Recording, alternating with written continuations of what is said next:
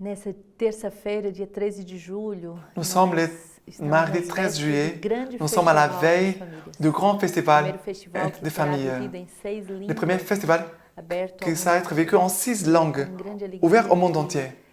C'est avec une grande joie que nous voulons vivre ce moment de lecture comme une préparation. Il y a déjà beaucoup de familles qui sont inscrites, mais toi aussi, tu peux encore t'inscrire. Si tu n'es pas encore inscrit, vas-y. Mais il y a beaucoup de familles qui ont besoin de vivre cette grande grâce et d'expérimenter cette liberté glorieuse des enfants de Dieu. Il y a des familles qui se blessent, qui se détruisent, qui sont enfermés dans la peur, dans l'angoisse, et qui ont besoin d'expérimenter la parole de Dieu et sa puissance. J'invite tous, avec beaucoup de joie, que nous puissions nous ouvrir à la puissance de la parole de Dieu, à sa nouveauté, à sa fraîcheur, car la parole de Dieu vient aussi comme une révélation. Et aujourd'hui, l'Église célèbre 2 saints, rois. On peut être pauvre et être saint, mais aussi on peut être roi et aussi saint. La sainteté, c'est pour tous. Et aujourd'hui, c'est un couple saint, un couple de rois saints. La joie de voir que la sainteté doit être un témoignage pour tous les états de vie et aussi pour toutes les classes sociales. Exode 2, 1, 15. Pourquoi blesses-tu ton frère? C'est une parole très forte qui doit résonner dans notre cœur. Pourquoi blesses-tu ton frère? Pourquoi nous, dans une famille, ou dans une famille spirituelle, nous blessons nos frères? Pourquoi il y a cette blessure au-dedans de nous et que nous fait aussi blesser les autres? Un homme de la maison de Lévi s'en alla prendre pour femme une fille de Lévi. Celle-ci conçut et enfanta un fils. Voyant combien il était beau, elle les dissimula pendant 3 mois. Ne pouvant les dissimuler plus longtemps, elle prit pour lui une corbeille de papyrus qu'elle enduisit de bitume et de poix, et plaça l'enfant et le déposa dans le roseau sur la rive du fleuve. La sœur de l'enfant se posta à distance pour voir ce qui lui adviendrait. Or la fille de Pharaon descendit au fleuve pour s'y baigner, tandis que ses servantes se promenaient sur la rive du fleuve. Elle aperçut la corbeille parmi les roseaux et envoya sa servante la prendre. Elle l'ouvrit et vit l'enfant. C'était un garçon qui pleurait. Touchée de compassion pour lui, elle dit, « C'est un des petits Hébreux. » La sœur de l'enfant dit alors à la fille de Pharaon, « Veux-tu que j'aille te chercher parmi les femmes des Hébreux une nourrice pour qui te le nourrira cet enfant? » « Va, lui répondit la fille de Pharaon. La jeune fille alla donc chercher la mère de l'enfant. La fille de Pharaon lui dit, « Aimez cet enfant et nourris-le, moi. Je te donnerai moi-même ton salaire. » Alors la femme emporta l'enfant et le nourrit. Quand l'enfant eut grandi, elle le ramena à la fille de Pharaon, qui le traita comme un fils, lui donnant le nom de Moïse. Car disait-elle, « Je l'ai tiré des eaux. » Il advient en ce jour-là que Moïse, qui avait grandi, allait voir ses frères. Il vit les corvées auxquelles ils étaient astreints. Il vit aussi un Égyptien qui frappait un Hébreu, un de ses frères. Il se tourna de ci, de là, et voyant qu'il n'y avait personne, il tua l'Égyptien et le cacha dans le sable. Le jour suivant, il revint alors que 2 Hébreux se battaient. « Pourquoi frappes-tu ton compagnon ?» dit-il à l'agresseur. Celui-ci répondit, « Qui t'a constitué notre chef et notre juge? Veux-tu me tuer comme tu as tué l'Égyptien ?» Moïse, effrayé, se dit, « Certainement l'affaire cessait. » Pharaon entendit parler de cette affaire et chercha à tuer Moïse. Moïse s'enfuit loin de Pharaon et se rendit au pays des Midian et s'assit auprès d'un puits. C'est impressionnant l'histoire de Moïse. Cette loi terrible qui voulait tuer tous les enfants, tous les garçons, et cette maman qui voulait sauver son garçon. L'a mis dans une corbeille de papyrus. Elle n'a pas voulu que son enfant soit tué. Elle a pris tout le temps qu'elle a pu, et quand elle ne pouvait plus le cacher, il a essayé de le sauver. Et nous célébrons aujourd'hui une reine sainte, et il y a eu cette fille de Pharaon qui a eu la compassion, qui a voulu sauver cet enfant, contrairement à la loi du roi. Elle a appelé une nourrice, qui était la mère de l'enfant, et cet enfant a été élevé, mais il grandit aussi avec des blessures. Avec une absence de père, de mère, Il a été blessé. Certainement, il avait même des rancunes dans son cœur. Quand il a été donné en adoption à la fille de Pharaon, lui avait dans son cœur des amertumes. Et quand il va grandir, après, il va tuer un Égyptien. Pourquoi blesses-tu ton frère? Il demande. Mais sans se rendre compte, quand il a vu les deux que se blessaient l'un l'autre, il pourrait se demander, mais moi aussi hier, j'ai blessé. C'est plus facile de reconnaître les blessures que les autres font que reconnaître nos propres blessures. Moïse va fuir, va rester à côté du puits. Le puits, c'est le cœur de Dieu. Au désert, aux côtés du puits, Moïse va pouvoir faire une expérience avec la sarce brûlante. On ne peut pas fuir éternellement notre âme intérieure, mais on doit faire face à nos blessures. Et le psaume 69 va crier « Je m'enfonce dans la bourbe du gouffre et rien qui tienne. Et moi, t'adressons ma prière, Seigneur, au temps favorable. En ton grand amour, Dieu, réponds-moi en la vérité de ton salut. Et moi, courbé, blessé, que ton salut, Dieu, me redresse. Je louerai le nom de Dieu par un cantique, je le magnifierai par l'action de grâce. Ils ont vu les humbles, ils jubilent, chercheurs de Dieu, qui vivent votre cœur, car le Seigneur exauce les pauvres et n'a pas méprisé ses captifs. Parfois, on peut faire cette expérience d'être au fond du puits, de grandes souffrances, des blessures anciennes, des abîmes, des révoltes, des rages, de douleurs. Parfois, on ne se rendait pas compte qu'il fallait maintenant faire face. On touche le fond du puits et on doit faire monter notre cri vers Dieu. Maintenant, Matthieu 11, 20 à 24. Alors il s'est mis à invectiver contre les villes qui avaient vu ses plus nombreux miracles, mais n'avaient pas fait pénitence. Malheur à toi, Chorazim, malheur à toi, Bethsaïde, car si les miracles qui ont eu lieu chez vous avaient eu lieu à Tyr et à Sidon, il y a longtemps que sous les sacs et dans la cendre, et se serait répenti. Aussi bien, je vous le dis, pour Tyr et Sidon, au jour du jugement, il y aura moins de rigueur que pour vous. Et toi, Capharnaüm, crois-tu que tu seras élevé jusqu'au ciel? Jusqu'à l'Hade, tu descendras. Car si les miracles qui ont eu lieu chez toi avaient eu lieu à Sodome, elles subsisteraient encore aujourd'hui. Aussi bien, je vous le dis, pour les pays de Sodome, il y aura moins de rigueur au jour du jugement que pour toi. Cette parole est très forte. Jésus va nous corriger. Jésus va dire, mais j'ai déjà fait tellement de miracles dans ta vie. Pourquoi tu ne te corriges pas? Pourquoi tu n'as pas encore appris à avoir une vie sainte? Dieu ne veut pas que nous soyons des enfants gâtés, qui reçoivent beaucoup de grâce, beaucoup d'amour, et que finalement ne se convertissent jamais. On doit avoir conscience de la grande gratitude que nous devons envers Dieu, à Dieu. On doit sentir l'empressement pour vivre une vie sainte. Que cette année soit une année de tournement pour nos familles, de changer de vie, de voir avec profondeur notre histoire de salut. Qui a été Saint Henri et Sainte Cunégonde? C'est un nom bizarre, mais une très belle sainte reine. Beaucoup accusent le Moyen-Âge d'être un temps des ténèbres, mais ça a été aussi un moment de l'histoire plein de sainteté aussi.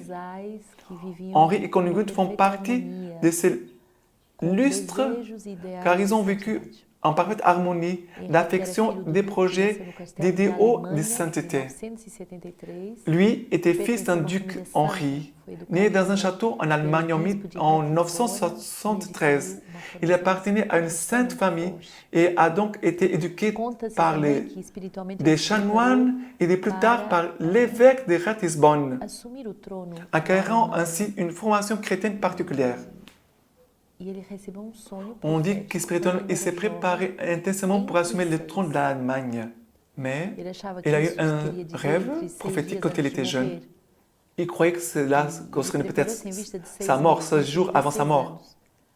Alors, il croyait peut-être 6 mois ou 6 ans avant sa mort. Il s'est préparé en vue des 6 mois, 6 ans. Et par providence, il a assumé le royaume. Ça veut dire une longue préparation pour pouvoir gouverner. Non pas 6 jours, 6 mois, mais 6 ans de préparation. Et Saint-Henri nous montre ce que nous vivons dans les familles. Derrière un grand homme, il y a une grande femme. La princesse de Luxembourg, Cunégonde, on peut prier aujourd'hui pour l'Allemagne et aujourd'hui pour le Luxembourg. Et aussi qui nous accompagne pour ce festival des familles. Une femme de grandes vertus, de beaucoup de dons. Elle va aider son époux pendant 27 ans pour conduire l'Empire. Et aussi à l'implantation du royaume de Dieu. Pour Sainte Cunégonde, c'était clair qu'il ne fallait pas seulement régner comme des rois, mais que leur fonction c'était d'instaurer le royaume de Dieu. Et après la mort de son époux, elle va entrer dans un monastère. Elle va donner tous ses biens. Elle coupe ses cheveux, elle va recevoir l'habit religieux, elle va commencer à obéir à sa supérieure. Et elle meurt à l'âge de 61 ans. Et les deux, ainsi tous deux sont morts sous la couronne de Romain sacré dans l'Empire terrestre et sous la couronne de gloire dans l'Empire céleste. Des rois qui avaient conscience que ce n'est pas seulement le royaume de cette terre qui est important et de se soigner. La lecture patristique d'aujourd'hui, c'est un commentaire de la vie de ce roi. Lorsque le bienheureux serviteur de Dieu eut reçu l'onction royale, il ne s'enferma pas dans les limites de sa royauté temporelle pour remporter la couronne de l'immortalité. Il se disposa à militer sous le souverain roi, car le servir, c'est régner. Il déploya la plus grande activité pour faire progresser la religion. Il se mit à pourvoir les églises, les propriétés et à développer considérablement leur décoration. Il fonda l'évêché de Bamberg, entièrement sur son domaine, lui donna pour titulaires les apôtres Pierre et Paul et le glorieux martyr Saint Georges, et il le rattacha par un contrat spécial à la Sainte Église romaine, afin de rendre au premier siège de la chrétienté l'honneur qui lui revient par l'institution divine, afin aussi d'affirmer cette fondation par un tel patronage, pour que tout le monde sache bien avec quelle vigilance le bienheureux a pourvu au bien de la tranquillité et la paix de son Église nouvelle, même pour l'avenir. Nous insérons ici la lettre de confirmation. Henri, roi, par la bonté de la providence divine, à tous les enfants de l'Église, présents et futurs, la Sainte Écriture, dont les instructions sont très salutaires, nous donne cet enseignement et cet avertissement. Nous devons abandonner les biens transitoires et mettre au second plan les avantages terrestres pour nous efforcer d'obtenir au ciel le séjour qui ne finira pas. En effet, la gloire présente est fugitive et creuse si, en la possédant, on néglige de penser à l'éternité céleste. Mais la divine miséricorde a préparé un remède pour les gens humains quand elle nous a donné la richesse terrestre pour nous permettre d'acquérir une place dans la patrie du ciel. Nous vous rappelons cette bonté divine. Nous savons que nous avons été élevés à la dignité royale par une condescendance gratuite de la divine miséricorde. Aussi, jugeons-nous convenable non seulement d'embellir les églises construites par nos prédécesseurs, mais encore d'en édifier de nouvelles pour la plus grande gloire de Dieu et de les honorer par les présents qui témoignent de notre dévotion et de notre reconnaissance. C'est pourquoi nous voulons prêter une oreille attentive aux préceptes du Seigneur et obéir aux appels de Dieu. La générosité divine, nous ayons comblé de ces trésors, nous désirons les placer dans le ciel où les voleurs ne percent ni les dérobent, où ni la rouille, ni les mythes ne font des ravages. Et maintenant que nous vous rappelons ce que nous y avons amassé, notre cœur se tourne de plus en plus souvent vers lui avec les désirs et amour. Aussi, voulons-nous faire connaître à tous les fidèles que nous avons fait d'un lieu de notre patrimoine appelé Bamberg le siège principal de l'épiscopat. Nous voulons qu'on y érige un monument en mémoire de nous-mêmes et de notre famille et qu'on y célèbre continuellement les sacrifices du salut pour tous les vrais croyants. Que bonito essa doação da sua herança como rei para que sejam celebradas missas pela santificação do povo. Que Deus nous inspire des attitudes nobles comme eux. Aujourd'hui aussi, le pape nous fait méditer avec Amoris Laetitia le numéro 240. C'est parti parcours de guérison intérieure et de délivrance intérieure. Pourquoi blesses-tu ton frère? Parce que je suis blessé. Beaucoup finissent leur enfance sans avoir jamais senti qu'ils sont aimés inconditionnellement. Et cela affecte leur capacité de faire confiance et de se donner. C'est très forte. Une relation mal vécue avec ses propres parents et frères qui n'a jamais été guérie réapparaît et nuit la vie conjugale. Donc, il faut suivre un processus de libération qu'on n'a jamais affronté. Lorsque la relation entre les conjoints ne fonctionne pas bien, avant de prendre des décisions importantes, il convient de s'assurer que chacun ait en effectué ce parcours de guérison de sa propre histoire. Cela exige de reconnaître les besoins de guérir, de demander avec insistance la grâce de pardonner et de se pardonner, d'accepter de l'aide, de chercher des motivations positives et de recommencer sans cesse.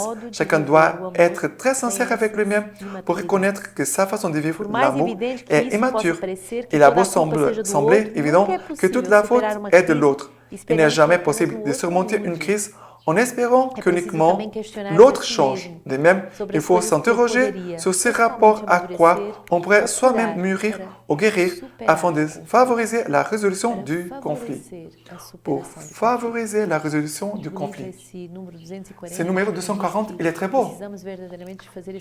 Car nous avons besoin de faire ces chemins de guérison et de délivrance de notre propre histoire. Qu'est-ce que c'est la glorieuse liberté pour les adolescents? Hier, nous avons pour les enfants, c'est apprendre à obéir. Et pour les adolescents, c'est quoi? C'est apprendre à écouter. L'adolescent découvre le monde, il a beaucoup de possibilités, mais l'adolescent, l'ado doit apprendre à choisir. São Luís e Santa Zélia nos dão nous donne de bons conseils. Si nous sommes blessés dans notre vocation, on doit rencontrer cette grâce d'engendrer une nouvelle vie. Il a des blessures, quand elles sont guéries, elles vont enfanter de bonnes choses. Il y a une scène très belle dans la vie de Louis avec sa fille Thérèse. Quand elle partage son papa, l'appel qu'elle a à l'entrée au Carmel. Elle avait déjà donné 2 filles et la plus jeune, c'est la dernière de ses filles.